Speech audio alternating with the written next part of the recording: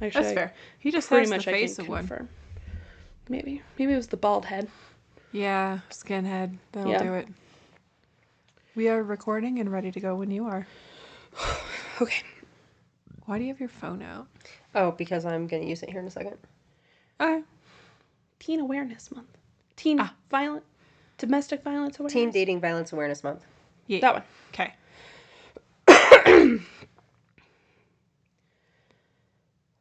Good? Yeah, I'm good. Okay. Okay. There are some cases you come across in the true crime world that just stick with you. I was not prepared for the way I was going to feel after this specific case. I actually had to take some time off from everything because it kind of caused me to spiral a little bit. That's also why you haven't seen a lot of TikToks or many posts from anyone but Jackie. Bless you for doing that. Jackie and Kirsten here have really been my true ride or dies the past couple weeks, even if they didn't realize what I was going through. So, welcome back to another episode of Justice For. We are your host. I'm Jackie. And I'm Sam.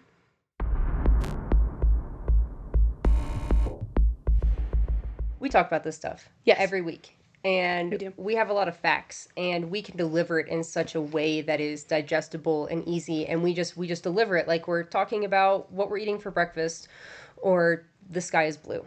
Yeah. But that's because we have spent weeks researching it and reading this and listening to it and hearing it and trying to do these people justice. Yes. You guys don't get to see that sometimes this does take a bit of a toll on us. Some of these cases are really, really hard to get through. Yeah. So I feel for you. It's kind of nice for them to see this part of it a little bit. Mm-hmm.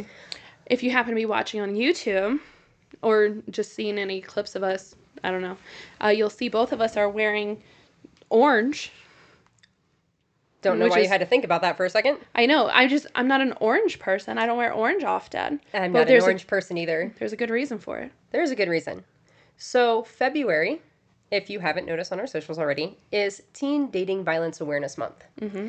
And the color for teen dating violence is orange. So, and actually today, February 11th, is Wear Orange Day. Yeah. It just so happened to fall on the day you guys are doing this episode, so we wore it. So, if you're listening to this while you're getting ready for work, don't forget to pull that orange out today. So, every February, Love is Respect does a month-long campaign, and they always have a hashtag to accompany it. And this year's hashtag is Respect That.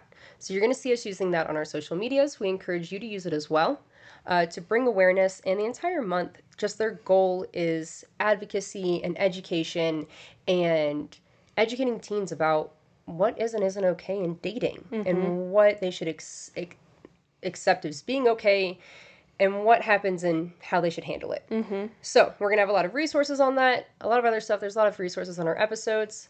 This week, if you haven't already noticed, we are on Wear Orange Day, and every day this week also has something that goes with it. You'll be able to find it on our Facebook and Instagram as well. Except for this case. This case has nothing to do with it. No, it just happened to land on this day. Today. Yes. But keep in your hearts and minds all of those teens that we've lost, unfortunately, to domestic violence. We've had quite a few episodes of them, and our hearts go out to all of the victims and their families involved. Yes. Are you ready? I'm ready. I don't know if you're ready. I'll be okay. Okay. We're going to get through this. Let's do it. We're going to get through this. We're going to do it. But we got this. We got this, guys. So my little sister, is actually the one that sent this to us. And I didn't think much of it. I was just like, oh my God, of course I'm going to do the one my sister sends us. Do you regret that decision though? No, I don't. I don't regret it. But Jeanette? For once, it's her sister pissing us off. It's a great time. Yes. Again, she sent this to us, and this case has completely blown me away. I was actually texting both of you about how it was kind of messing me up. I don't know, a week or so ago. So now I'm going to share it with y'all and probably ruin your days. So, sister, I love you. Boo on you. There were some conflicting sources, so please be sure to do your own research with this. With how this case had me feeling, I know I probably also missed some details, and I do apologize for that. I've gotten the main points in here, so if you're interested, please do more research. I've linked a lot of sources below, so please feel free to go look. With that being said, I feel that I'm always getting the cases that require this as well, but I would rather be safe than sorry. Here is another trigger warning for you. This case does have to deal with a young child, sexual assault, and other disturbing factors, so please proceed with caution. Rowan Ford was a bright 9-year-old living in a small town in Missouri. Her life, like many children's, was filled with curiosity and joy. But in 2007, Rowan's life was tragically cut short in an event that shocked her community and the nation. Rowan was born on April 11th, 1998 in San Diego. Her mother, Colleen, moved to Missouri pretty quickly after she was born. She was the youngest of 5. She had 2 brothers and 2 sisters. The only sister I really mentioned a couple times, her name is Ariane, and she was 10 years older than Rowan. Okay. Colleen was married to David Spears, and they lived in Stella, Missouri, which is in like the southwest corner of the state. Okay. It's about an hour and a half from Springfield and Branson. But like really in the corner. So like not like in a big city, we're kind of like rural, small town. In 2023, the population was 168. Oh, micro teeny tiny town. Teeny. I think this might actually constitute as a small town, finally. They actually didn't even call it a town. They call it a village because of how small it is. Okay. So, keep that in mind. Right on. Yeah. To understand Rowan's story, we need to begin with who she was. Rowan was described by those who know her as loving, intelligent, and a creative child. She was the kind of kid who could brighten a room with her smile.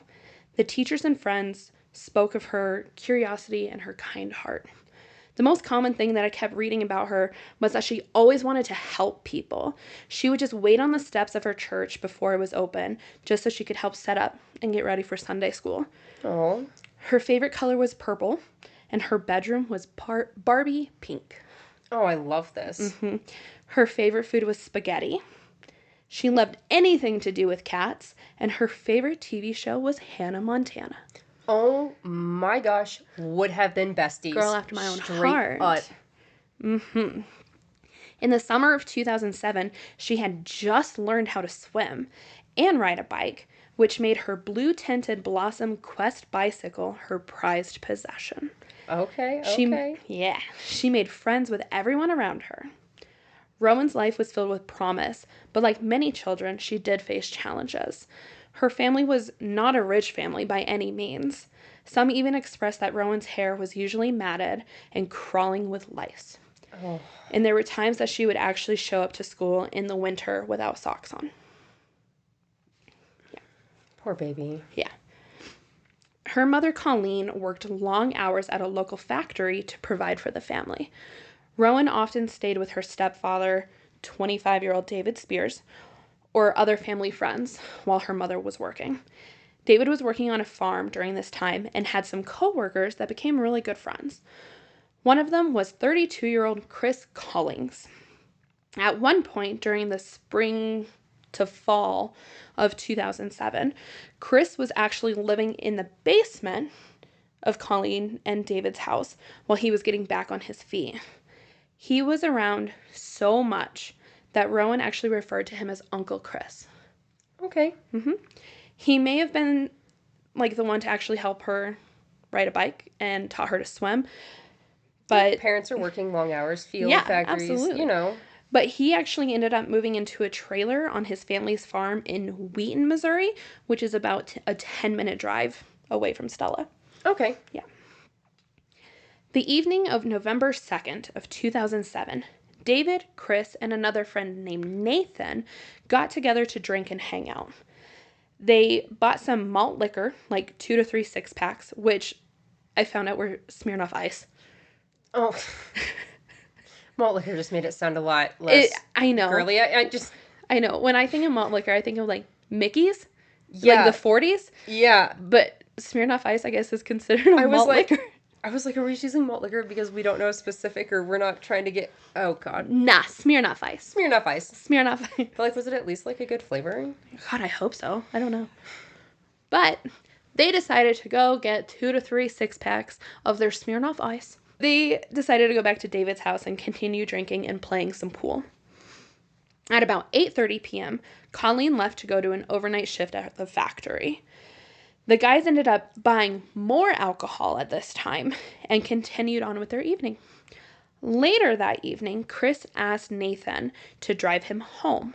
Rowan was asleep in her room, so they convinced David to come along with them so they could get more alcohol. Even though Chris is going home? Yeah. Okay. They stayed at Chris's place drinking and smoking weed. About an hour later, Nathan and David decided to leave, and they were very intoxicated at this time on all them Smirnoff Ice. But because of how intoxicated they were, they decided to take the back roads instead of the main highway so they wouldn't get pulled over and get in trouble. David returned home about midnight and went straight to bed without checking on Rowan.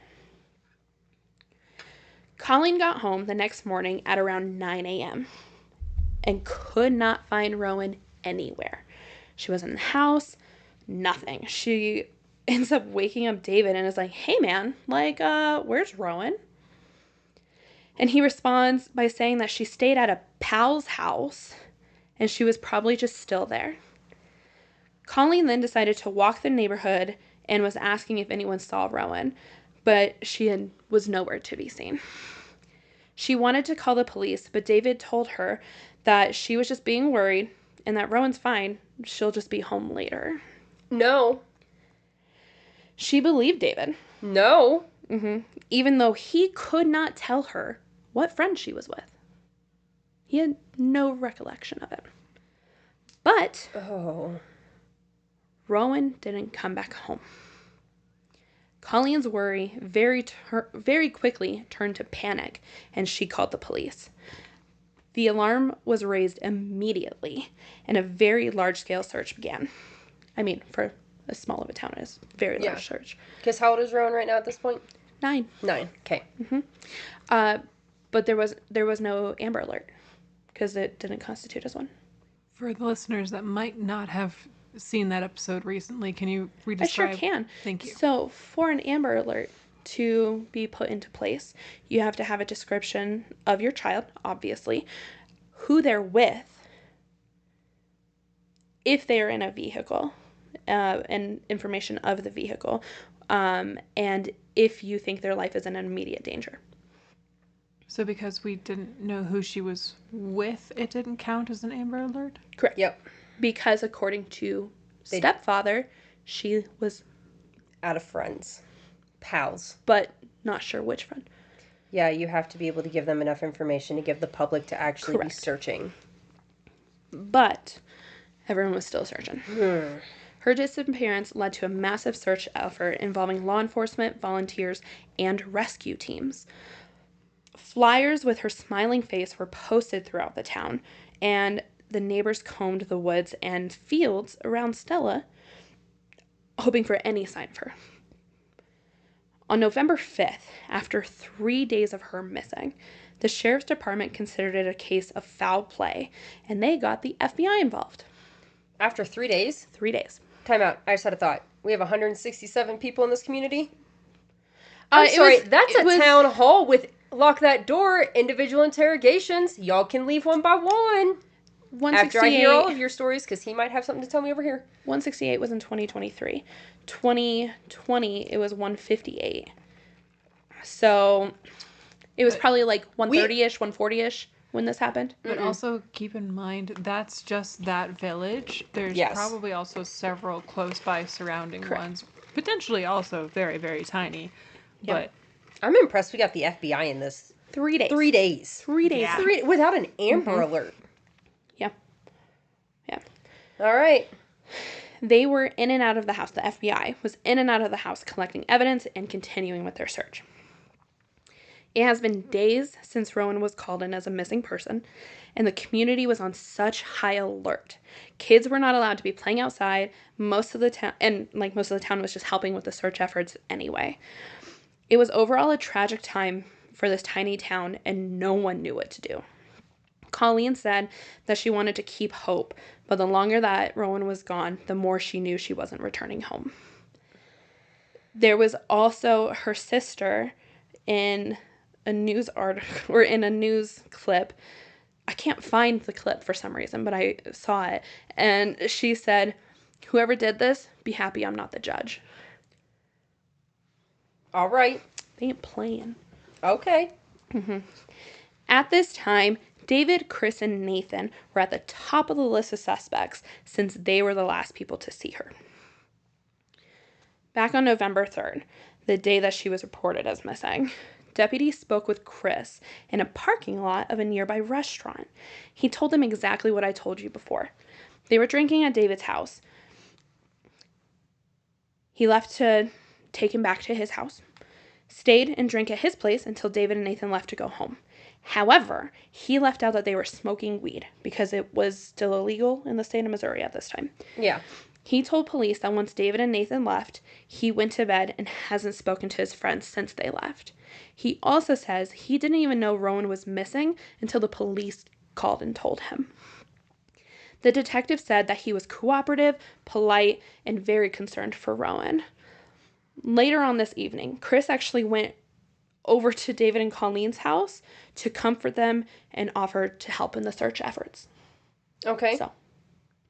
So we're Uncle Chris, and we hang out, and we're 10 minutes away and all that, but the police had to tell him that Rowan was missing?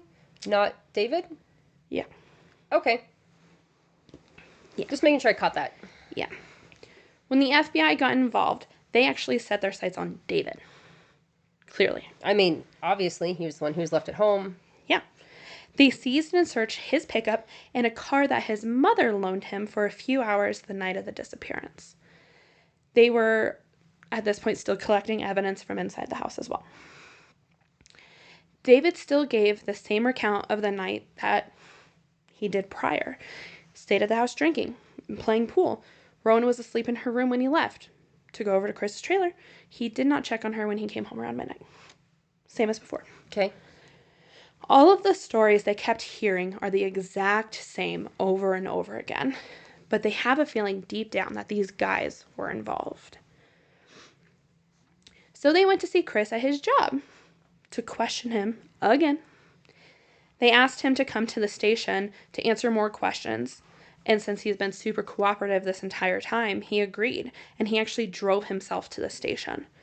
He gave the same statement that he gave to them already. They were drinking and playing pool at David's house. He asked for a ride home. Rowan was asleep in her room when they left. They drank at his house, and he went to sleep when Nathan and David left. This time, the police read him his Miranda rights when they started to question him about if David was involved in her disappearance at all. He indicated that he understood his rights, and he waived them. He also agreed to undergo... Hold on, did you mean to say if Chris was involved? Did I say Chris or David? You said David, but we're talking to David, right? No, they were talking to Chris. Okay. I meant David. Like, that David was involved? Yeah. Okay. How has nobody picked up on the fact that David said she was at a pal's house, but... In his story, she was in her room all night long. Yeah. Okay. I know. Chris also agreed to undergo a polygraph and a computer voice stress analysis test. Oh. Yes, if you don't know what that is, a computer voice stress analysis is a technology that analyzes a person's voice to detect deception.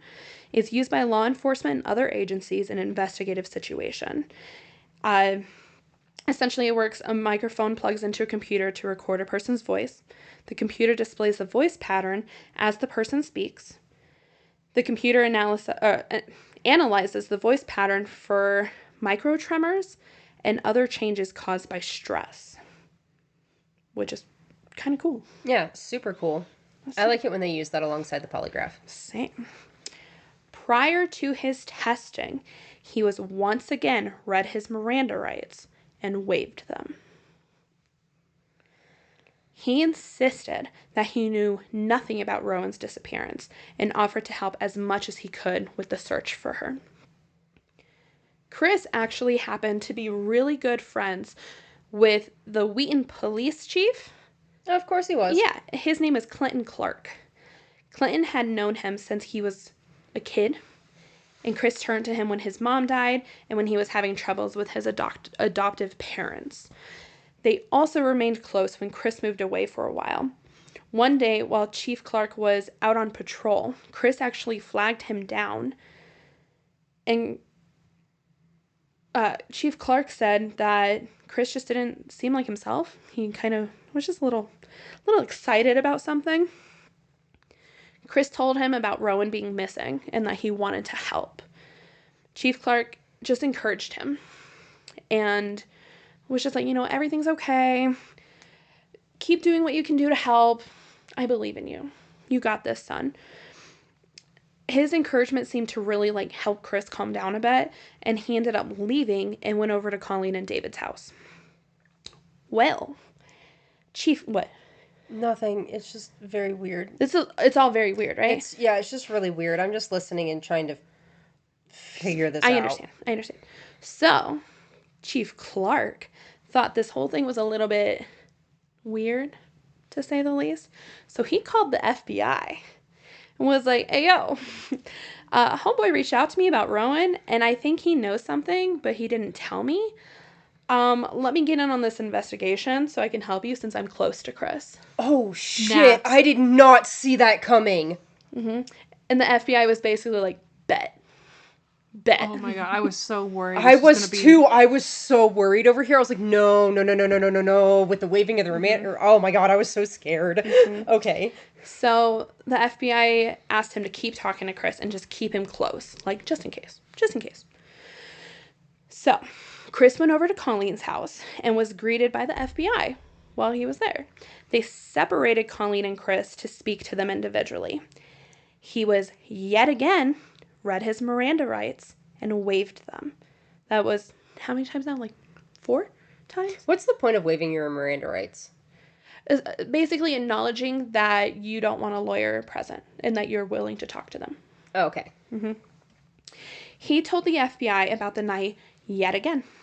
They were drinking and playing pool at David's house. They left, went to his trailer to drink. Rowan was asleep in her room when they left. He went to bed when David and Nathan left. Didn't know she was missing until the police contacted him the next day. However, this time, he told them he thinks David had something to do with her going missing.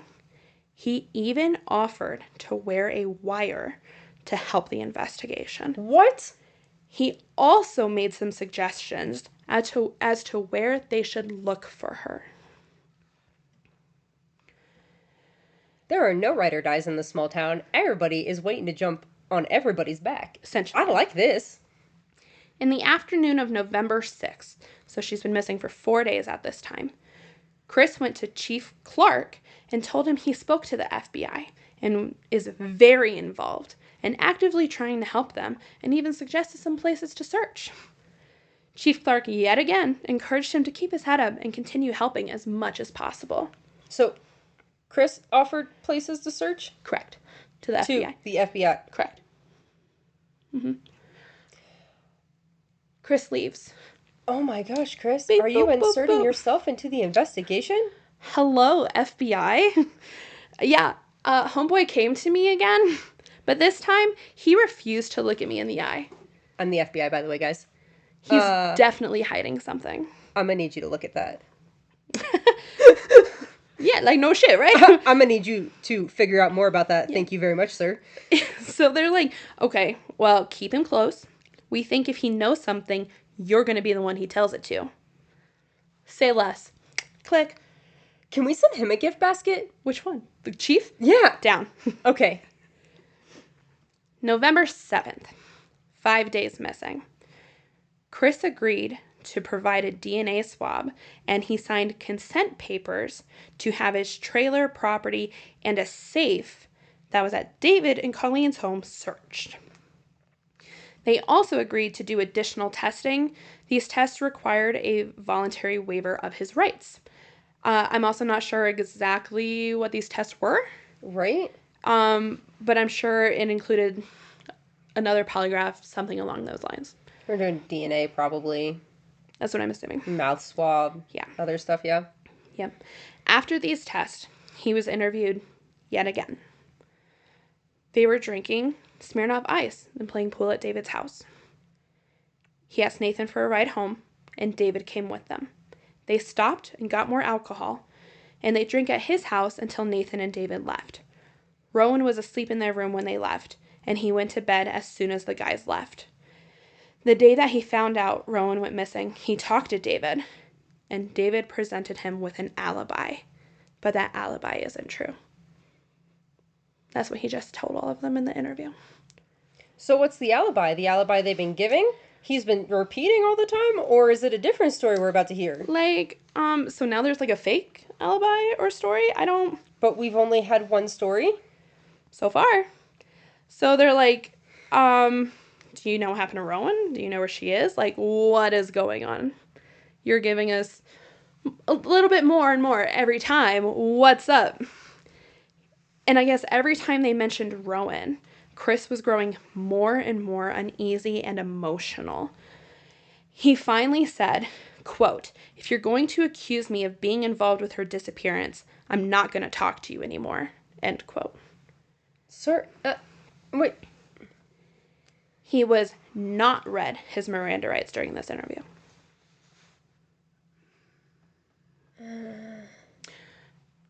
Just soak it in. Soak it all in. Be a sponge right now. I am. Mm-hmm. After he left this interview, he went to Chief Clark's office and told him how frustrated he was with how he's being treated. And moving forward, he's going to, quote, dummy up about anything else and maybe get a lawyer. Are we going to beep, boop, beep, boop, beep again? We're getting there. Chief was like, "Hey man, you have every right to do what you want, but I think it might be in your best interest to keep cooperating and helping in every way that you can." Chris responds back, quote, "Well, if I have anything else to say, I'll talk to you." End quote. The FBI was right. Mm-hmm. Hey! Mm-hmm. Chief Clark was like, "Okay, that's totally cool if you want to do that, but I have to read you your Miranda rights now." So he did, and Chris signed a waiver form and agreed to speak to him. Now that the whole cop part of it's out of the way, Chief Clark goes, "I know you, Chris. I've known you for a long time. I can tell there's something going on in your mind. Talk to me. Tell me what's going on." I love it when they do that. This is when Chris started to cry. He said, "I've always loved Rowan, and I would not have done anything to hurt her." At this time, someone walked into the office, interrupting them. This is when Chris got up and left. I'm sorry, is the "I would not have done something to her" an exact quote? Mm-hmm. Exact I don't quote, like that phrase. "I have always loved Rowan, and I would not have done anything to hurt her." End quote. Not wouldn't. Would not. Would not. Ring, ring, ring. Hey, FBI. Sup? What is up, my guy? Well. Chief Clark here. I think Chris is near a breaking point. And I think maybe we should, not talk to him or interview him tomorrow and, leave him alone with his thoughts and see what happens. Oh, also, he's thinking about getting a lawyer. So if you want to do this the hard way, by all means. But, maybe lay off of him for a day. I also think it might be ideal if we find her body first before we can get any other information out of him. So, focus on that. These are not exact quotes, by the way. I see. I feel it. Yeah. So the FBI is just like, "Oh, okay, cool. Yeah. I love how the FBI doesn't listen to anybody, but also listens to people. It's kind of fun. Yeah. I don't know. November 8th. 6 days missing. No one contacts Chris at all. At all. But I know I have not touched on David a lot here yet. But during this time, they were searching his house, car, everything they could, as well as interviewing him as much as possible. They even made him go with them driving around the town in an effort to find her. And I'm going to touch back on David shortly. They did that so they could watch him as they drove past certain places, didn't they? Yeah. Just stick with me on this, okay? Okay, I'm sticking with you. November 9th, 1 week missing. Okay. 9-year-old Rowan Ford was found at the bottom of a sinkhole called Fox Cave. This sinkhole was about 20 to 30 feet from the road and was in a heavily wooded area. It was also not a cave. It was a sinkhole. It's a sinkhole, but they call it a cave. She was found nude from the waist down. Calm down. She was found nude from the waist down with a singular sock remaining on her foot. This place had actually been searched before, but her body was covered in leaves and debris, so she was pretty well hidden. Here's what her autopsy said. Question first. Yeah. Sinkhole. So, how deep is it? I did not find that information. I don't think it was super deep either, because they were able to get down there and like get her, and I don't know. I got you. Just because like we could probably, my mind goes between two separate places. Yeah. Like the sinkholes that open up and swallow cars, and like yes, there's the surface, but like underneath it, it's like super like wide and like out, but you can't get like down in there because there's nothing like solid on the walls and stuff like that, or there's like the ones that are just like a cratering out. I think it's just a crater. Okay. I'm not gonna lie to you. Because I'm like, how the heck do you get in and out of a sinkhole? Just based off of what I've seen and the fact that they have a name for it and it's not like spreading or getting bigger, things like that. Yeah, and like obviously people can, it's stable enough that they went in there and checked it. Precisely. And didn't, okay. Yeah. I just wanted to. Okay. Here's what her autopsy said. The autopsy revealed Rowan died from ligature strangulation. Ligature strangulation is a type of asphyxia that occurs when a ligature is used to apply pressure to the neck, restricting blood flow or breathing. Ligatures can be cords, chains, wires, shoelaces, what have you. Yeah. But that's the difference there. Rowan was conscious for approximately 10 seconds, quit breathing after approximately 2 to 3 minutes, and would have been brain dead in approximately 12 minutes. Rowan's body had signs of decomposition, obviously of 7 days.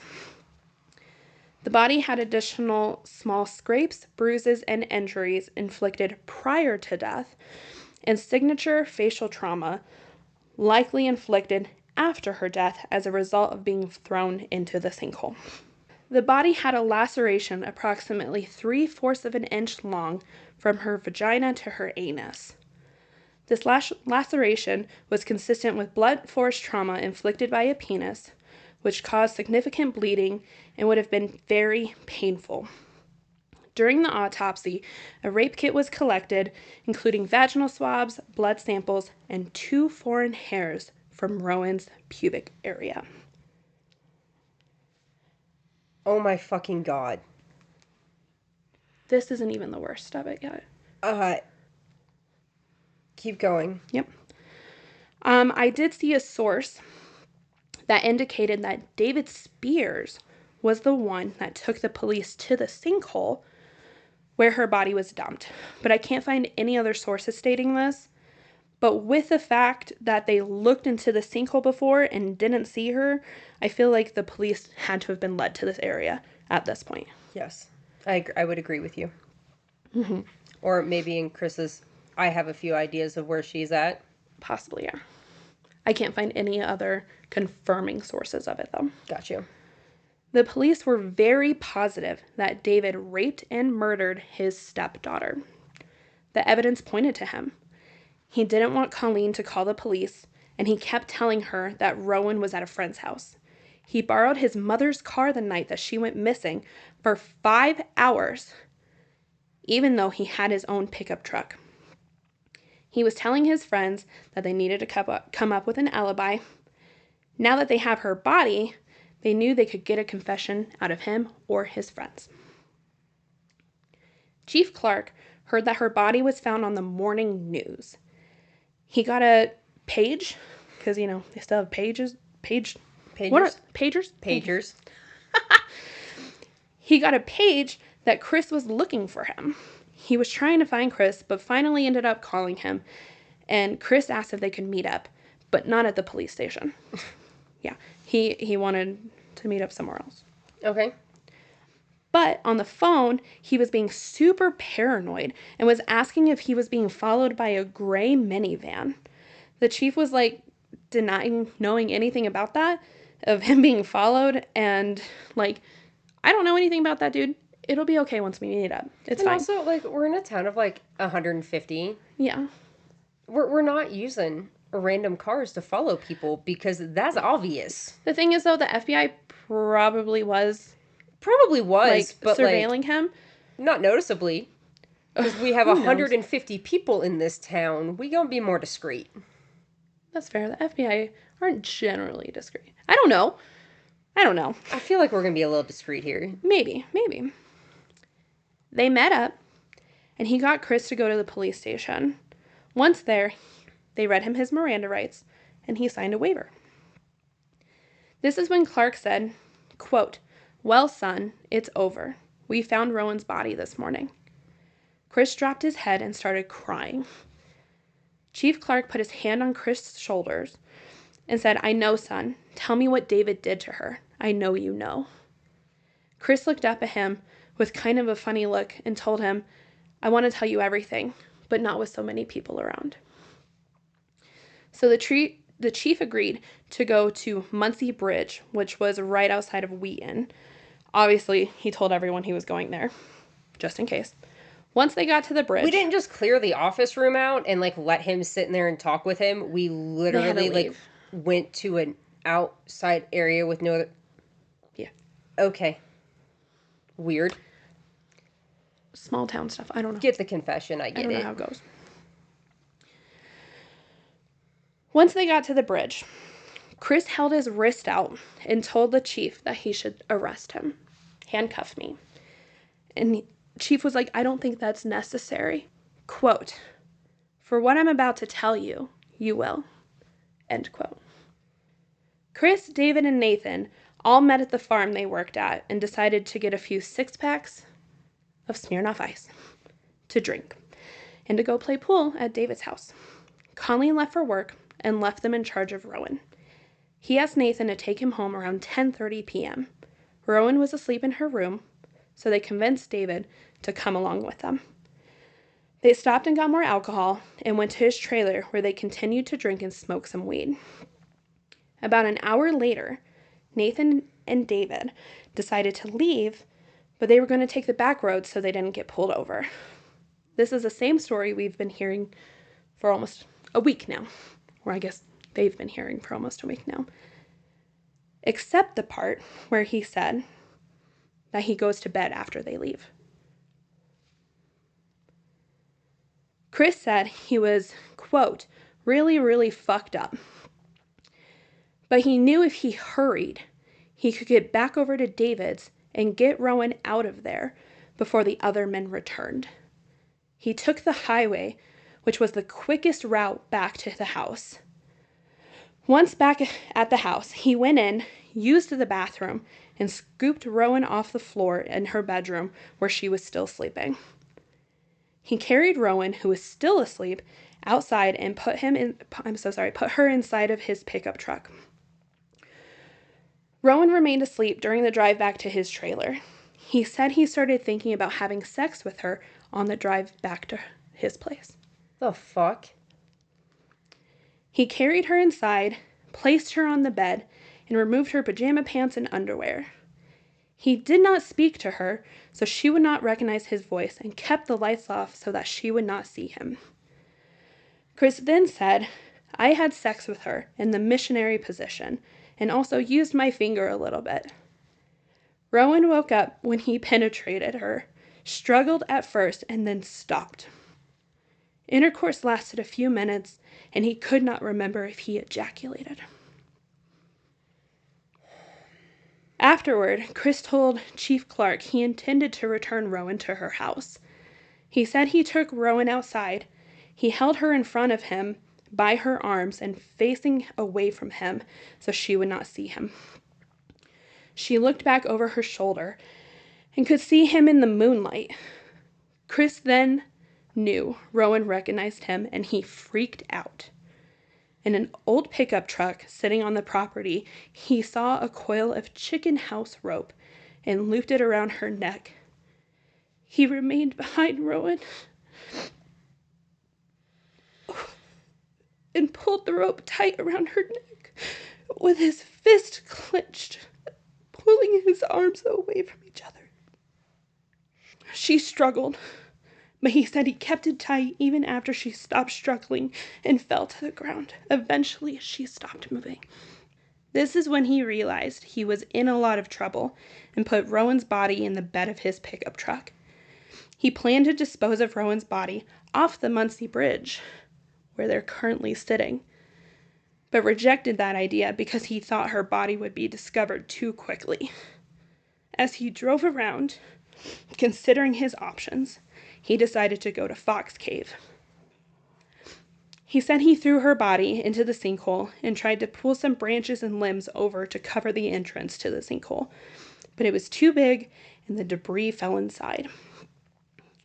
He got back into the pickup truck and returned to his trailer.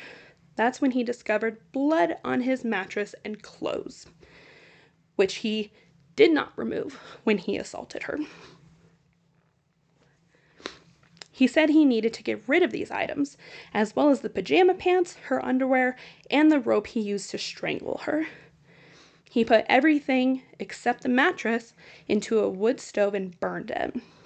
He rolled up the mattress and put it into a 55-gallon drum used as a burn barrel for some old carpet. He said, "I got to thinking, now that's going to make a hell of a fire. Somebody's going to see that burning." So he dragged the barrel into the barn and set the contents on fire to avoid detection. The fuck? The chief basically stopped him at this time and told him that they had to go back to the station and other agents needed to be involved at this time. Chris rode in the front seat, not handcuffed, and smoked a cigarette on the way to the police station. I need you to be so fucking for real with me right now. Yep. That...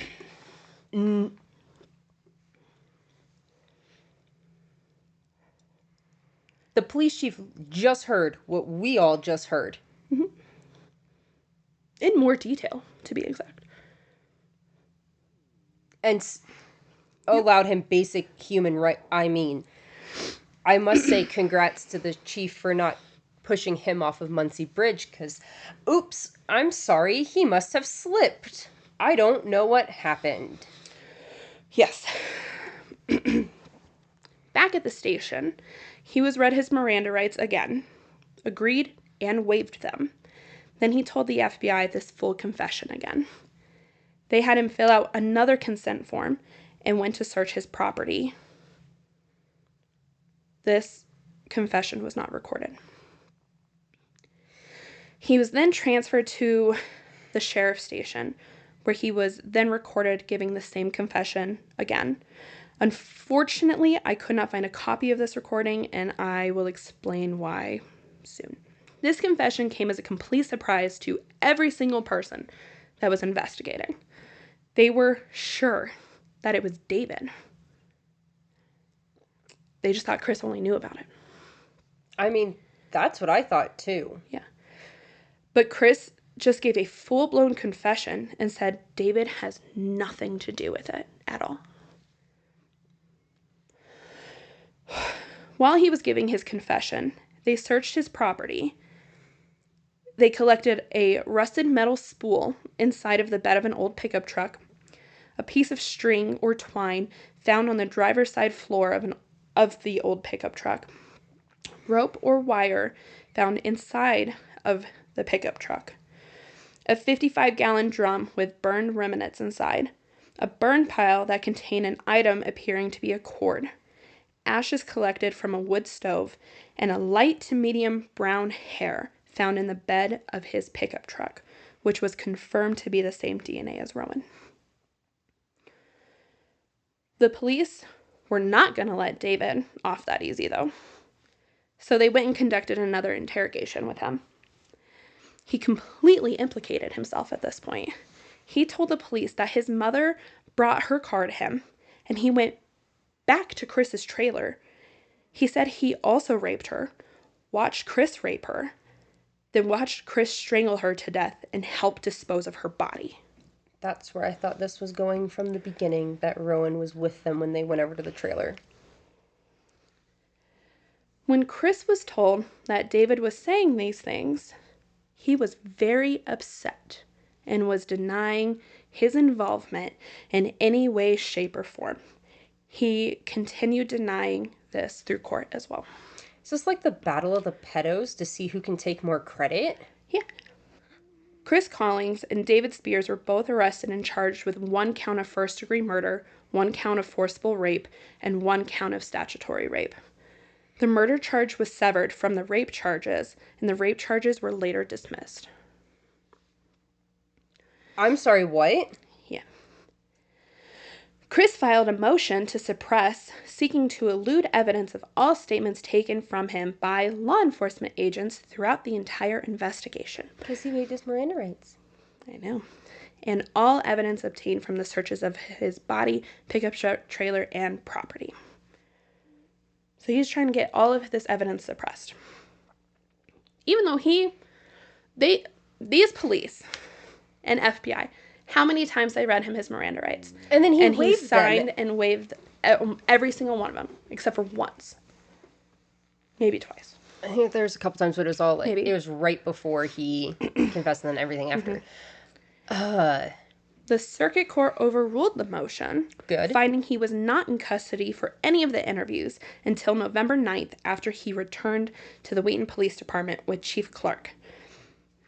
That interview's enough. I agree.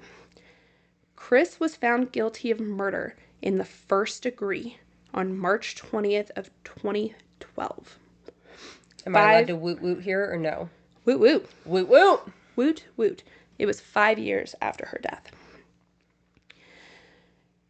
6 people had impact statements, or gave impact statements based off of the impact that Rowan's life and tragic death had on their lives.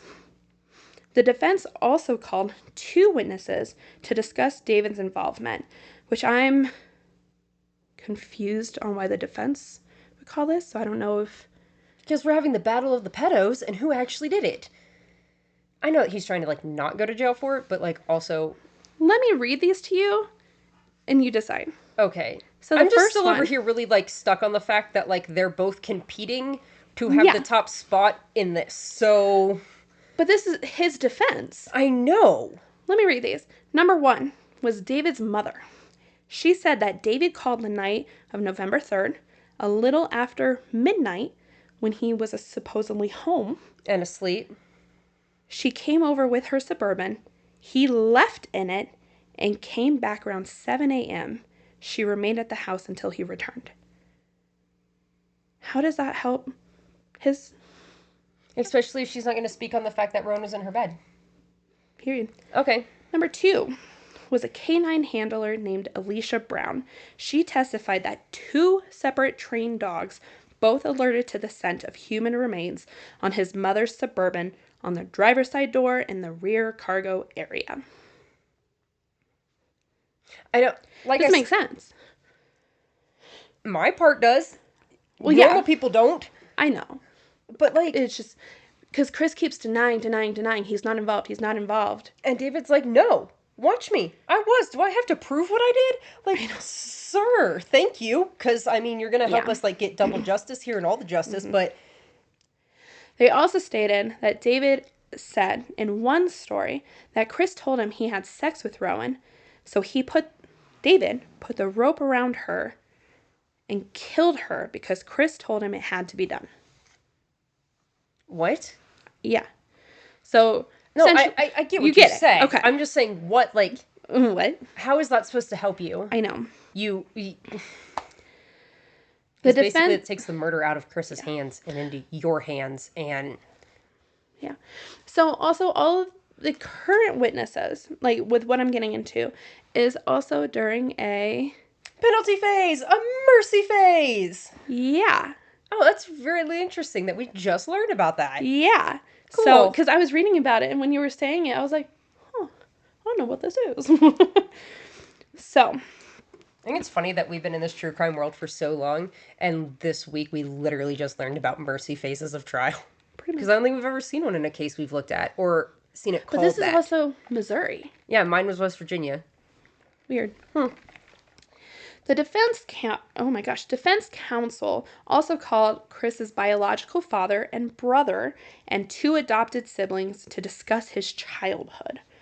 They testified describing Chris's tumultuous upbringing, his shuffling back and forth between biological and adoptive parents who had significant substance abuse and legal issues, and all of the issues he encountered as a teenager and young adult.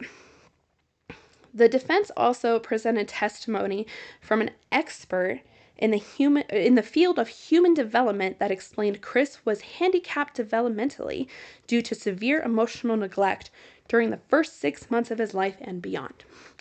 As a result, the expert testified Chris suffered confusion in his connections with other people that resulted in a diagnosis of severe disorganized dissociative attachment disorder and intermittent explosive personality disorders.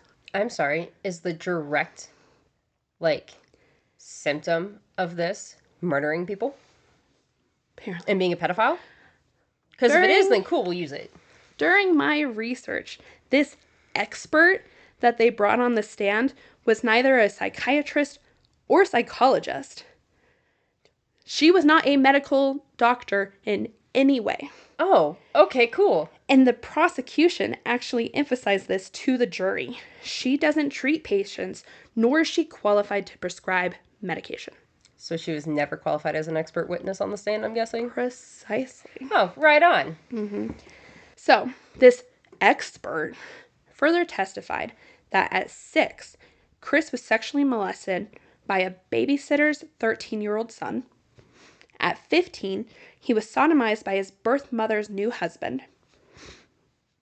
He admitted to fondling his stepsister when she was 11, 14, and 16. This behavior was consistent with having personally experienced sexual abuse. Although the expert talked about his sexual abuse, she didn't actually explain how it can cause trauma or neurological impacts on the brain. She focused on his development, concluding to a reasonable degree of development certainty that he suffered emotional neglect, which brought about severe disorganized dissociative attachment. Okay, yeah. Which is super fun coming from a non-expert who doesn't know what they're talking about. Essentially. So, yeah. He didn't have consistent guidance, and as a result, his behavior wasn't modulated, and he didn't receive the necessary grounding he needed. She also provided no information about Chris's severe lifetime alcohol or drug addiction.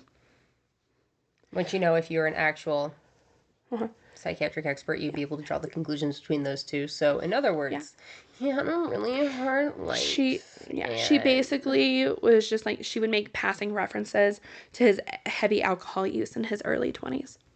That's basically it. Oh, so he just couldn't help himself. He didn't know any better. It's all because of how he was raised. Smirnoff Ice. And he couldn't handle his Smirnoff Ices. The jury found Rowan's murder involved torture. And as a result thereof, the murder was outrageously and wantonly vile, horrible, and inhumane. And Rowan was killed as a result of her status as a potential witness. On March 23rd, 2012, so 3 days later, 4 days later, something like that, after only 48 minutes Fuck yes. of deliberation, Christopher Collings was sentenced to death. Oh, shit. She didn't tell us the death penalty was on the table. I did not. Fuck yeah. Unfortunately. Oh, fuck no. He instantly started appeals for his conviction. No. Mm-hmm. No. He tried to get all No, if we just stop the episode right here, it's fine. Right? And then Chris stopped there, and now what happened to David? Because I like this ending. And so, let's talk about David's trial now. How did that go? Wrong. I tried so very hard for me and you, okay? I tried very hard. Mm-hmm. Chris tried to get all of his conversations and his confession suppressed and said that his constitutional rights were being disregarded because he was, quote, pressured by Police Chief Clark during their discussions. Are we still riding this horse? Yeah. Jesus Christ. Uh-huh. One of the videotaped confessions was thrown out since he was not made aware that he was being recorded, but the second one was admitted to court. Okay. Oh, so this is why we don't have that. Got you. Yeah. Okay, now I'm explaining it. Also, I'm really, really getting, like, a little irritated that you don't let me treat our episodes with you like a choose-your-own-ending book.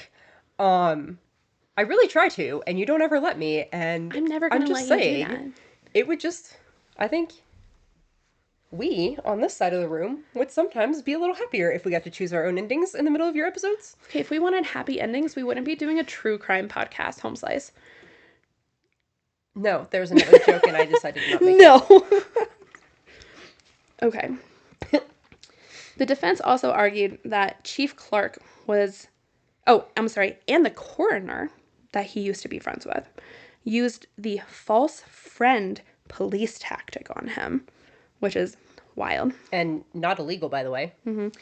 He also argued that all of the evidence was more in line with a second-degree murder. I have a big thing here that goes back through all of it. I'm not reading it because I'm not prepared to cry right this second. So basically him saying, quickest route back. He knew if he hurried, he could beat them back to the house. He kidnapped her for sexual purposes. No. I'm sorry. You just said that these are reasons for second degree? Correct. You just listed premeditation. Oh, wait, no. These are, these are what they're saying for premeditation purposes. Okay, I was like, ma'am, you're listing premeditation, not second-degree murder. Sorry. These were the things are listed ones. To where they're like, no, it's not a second-degree charge, right? Yes. Got you. Correct.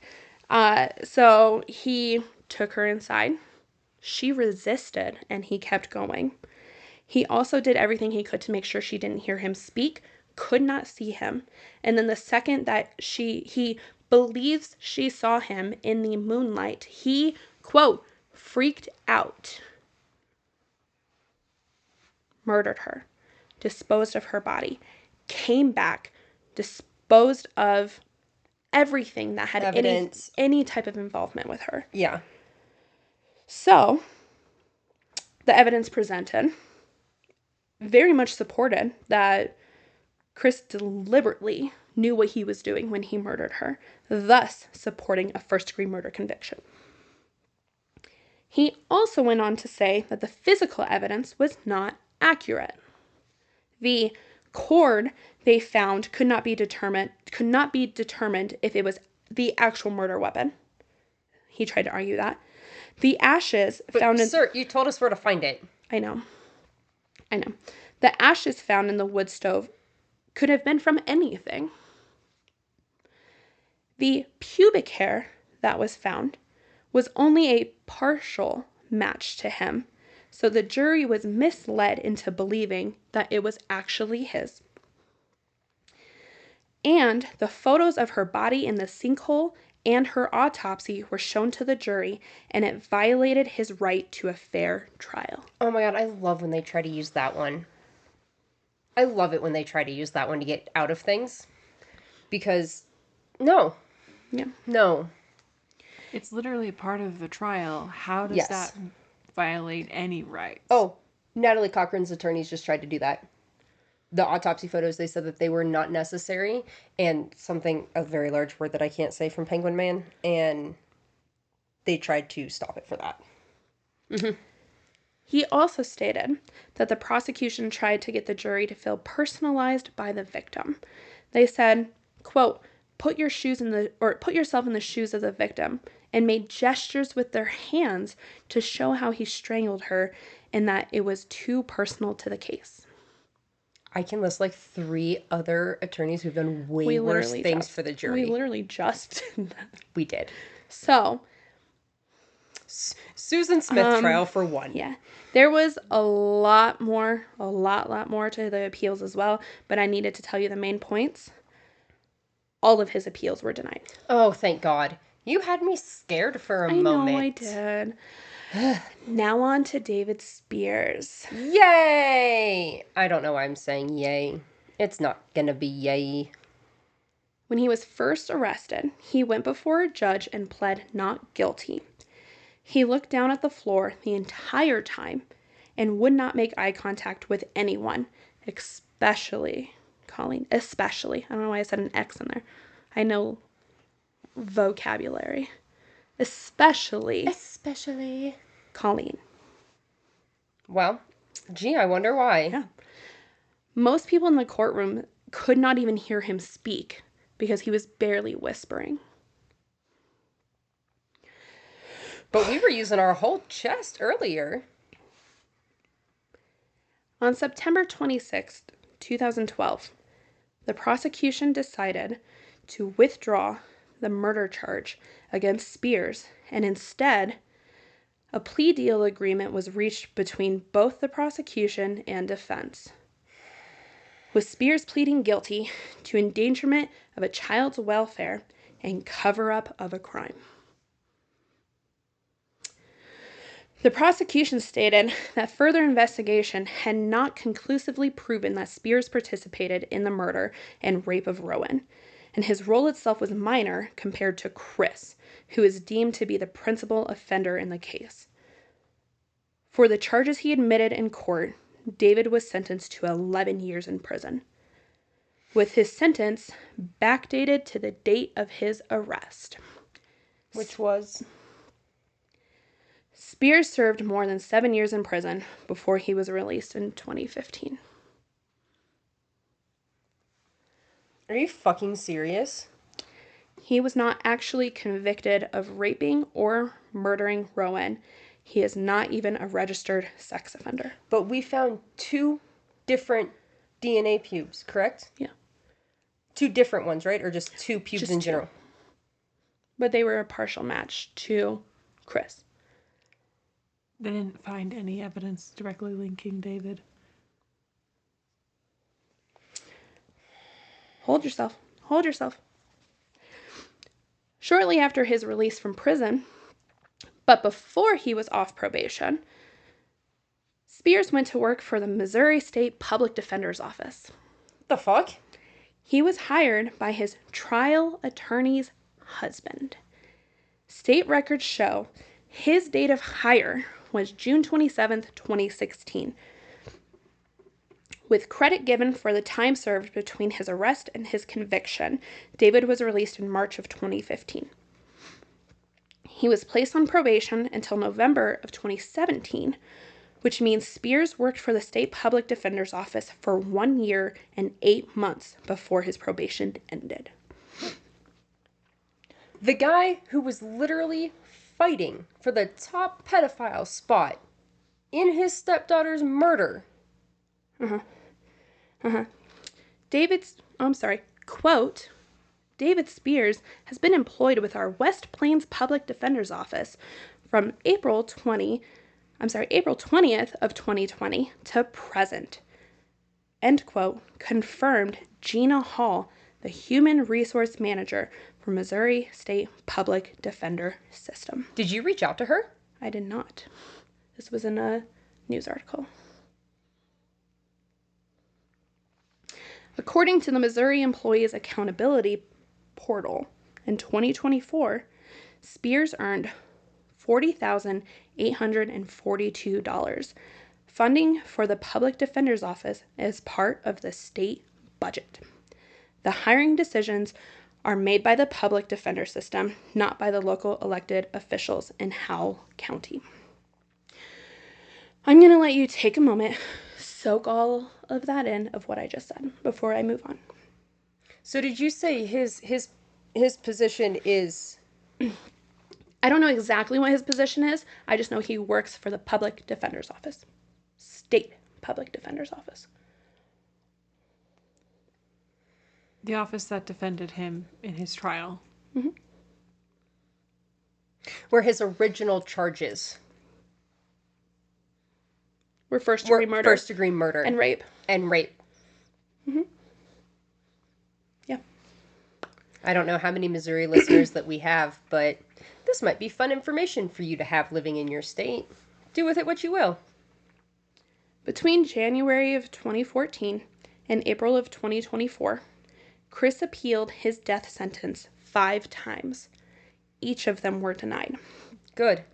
On April 5th of 2024, 4 days after his last appeal, District Attorney General Andrew Bailey submitted for an execution date. August 13th, 2024, the Missouri Supreme Court granted the death warrant and scheduled his execution for December 3rd. On November 12th, 2024, the U.S. Supreme Court rejected Collings' appeal to postpone his execution. Wait, I'm sorry, what? Colleen appealed to postpone Collings... So that's his last name. Chris appealed yet again to postpone his execution date. Yeah. And they denied it. Okay. During the final weeks before Chris was set to be executed, his lawyers and civil groups asked for clemency on his behalf. The Missouri Catholic Conference urged the state governor, Mike Parson, to grant Chris clemency and commute his death sentence to life imprisonment on the grounds that capital punishment violated the sanctity and dignity of human life. No, that doesn't count for him because he did not give those same things to Rowan. However, on December 2nd, 2024, the eve of his execution, the U.S. Supreme Court rejected his final appeal. Oh, this makes me happy. Additionally, Governor Parson, confirmed that he would not grant clemency and allowed the execution to move forward. Snaps. December 3rd, 2024. Christopher Collings was executed via lethal injection at the age of 49. He was pronounced dead 9 minutes after a single injection. His last meal was a bacon cheeseburger, bread and mushrooms, tater tots, and a chef salad. That's what you're going to pick? I know, wrong thing to focus on right now, sorry. I agree, though, but I'm sorry, but of the things that I'm picking out... Or mushrooms? Ew. And we're in Missouri. Yeah, I agree. Quote, right or wrong, I accept the situation for what it is. To anyone I have hurt in this life, I am sorry. I hope that you're able to get closure and move on. I hope to see you in heaven one day. Sir, you're not going there. But that's some audacity. He was on death row for almost double the amount of time that Rowan was alive.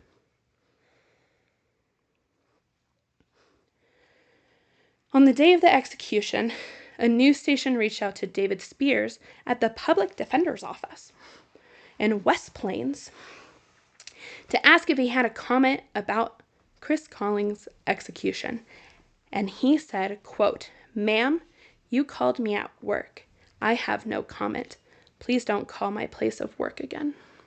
End so quote. Did we call him at home? Because I'd sure love to hear his at-home comment. There are many people writing letters and protesting his employment.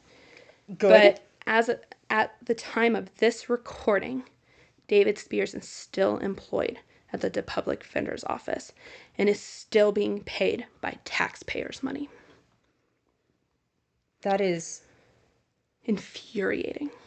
Beyond infuriating. Like, that's not okay.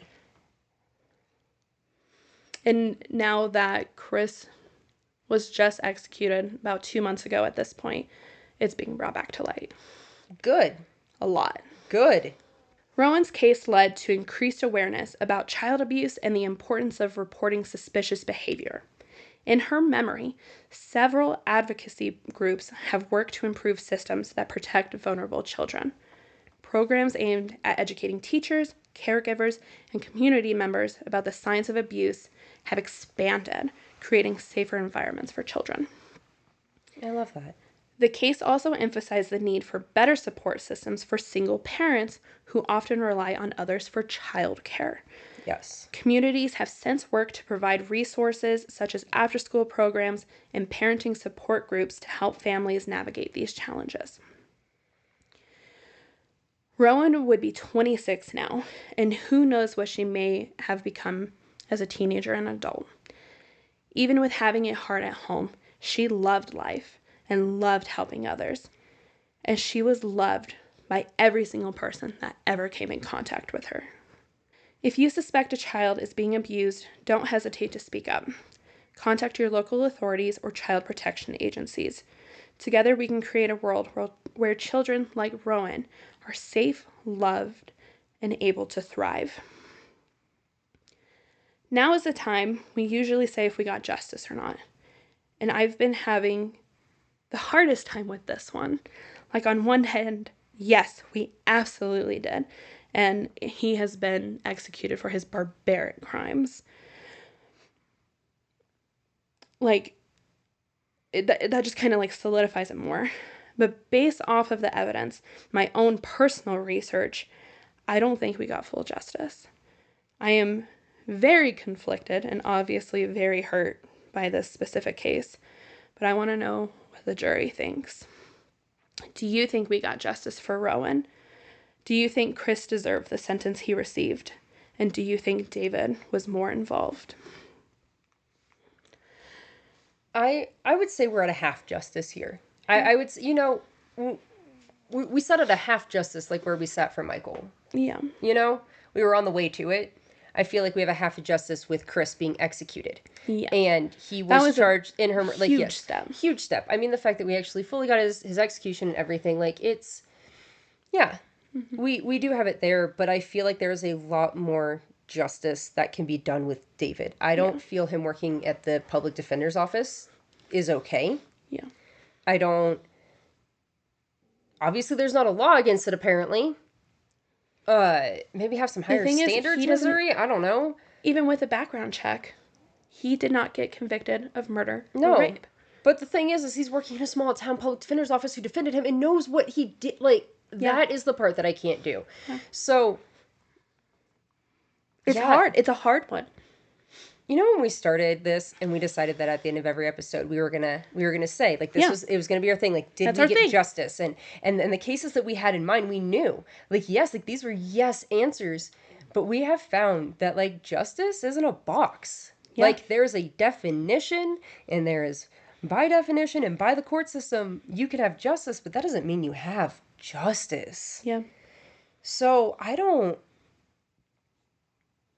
I'm so happy about Chris being executed. Same. But I am so pissed about David. I understand why you need to take a break. Yeah. This one was Jeanette. Girl. Thank you again to my sister Jeanette. Thank you again to my sister Jeanette for submitting this case to us. If you want to submit a case to us, please make your way over to justiceforpodcast.com and send it on over. You can also find all of our episodes and resources. Please also make your way to all of our socials: Instagram, Facebook, TikTok, Spotify. We're everywhere. We're everywhere. And go smash that like button, but please don't break your finger. Follow us. Review us. We're pretty great. We got lots of stuff coming up for you guys in these next few months, so you're going to want to see it. Absolutely. I am now going to go back into a spiral depression after this. Thank you all for being so patient during this time as well. Like, we're both humans. We do have very real feelings, and when it comes to things like this, there's only so much we can do. But we love all of you, and we really want to thank you for being here with us. I want to end today's episode on something I personally never thought I would do. Okay. But Rowan had a bookmark in her Bible with a verse on it. Okay. From John 1:5. The light shines in the darkness, and the darkness has not overcome it. Okay. Yeah, but that is all I have for today. Okay. Do you have anything further? I do not have anything further. I know I also did not touch on Colleen or any of her siblings. They're obviously not well either. I mean, maybe at this point, but they were not. No. And I couldn't find a good place to put it in here. But our hearts are with you guys. Especially with how much this is probably about to be drug up in your local and state media. If it hasn't already. If it hasn't already, and ours are going off. And I'm sorry, this is probably not going to help, but I now understand why you am the way that I am such today. care with Rowan and her story, and thank you for sharing her with us and everybody else, because she does deserve to be shared with everyone. Absolutely. So. Absolutely. And you did a beautiful job with this. Stop it. Thank you. Okay. Do your thing, chicken wing. Okay. That's all we have for you guys today. We will see you next week for a brand new episode. Please check out all of our socials for anything in between, and we'll catch you guys next week. Okay. Love you. Bye. Bye.